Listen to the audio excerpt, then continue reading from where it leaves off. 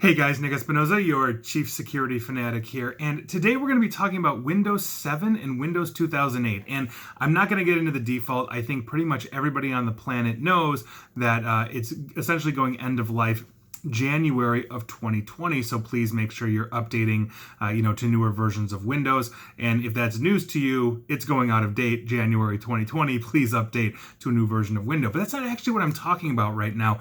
I'm talking about Windows 7 getting support well beyond January of 2020.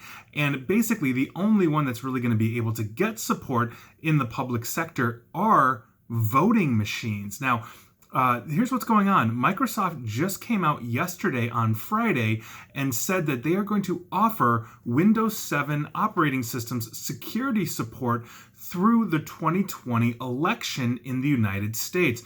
Now, according to Jan Nutzi, head of Microsoft's cybersecurity and democracy team, which apparently is a thing within Microsoft, he said, and I quote, "We want to make sure that Windows 7 end of life doesn't become a barrier to having a secure and safe election. It's the right thing to do." Now, he said this at a conference hosted by the Department of Homeland Security's Cybersecurity and Infrastructure Security Agency. And so I think that's absolutely the right thing to do. And I think, if anything, one, I am glad Microsoft is taking this step, but two, it really underscores just how antiquated the election system is in the United States when we still have voting machines out there being used by local municipalities that are running at this point, years old operating system. Windows 7 has been out for years and years, and it has obviously, been upgraded since then from Windows 8, which was a bit of a disaster. No offense, Microsoft, but you should have gotten rid of the start button.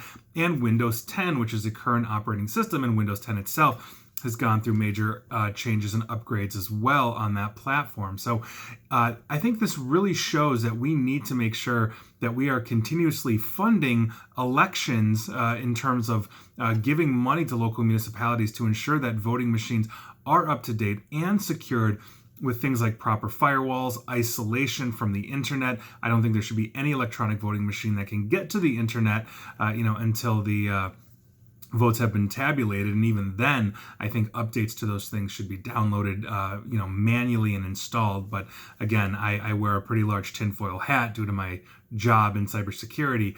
But here we are, Windows 7, end of life for all of us, but not for voting machines. And quite frankly, that's a really good thing.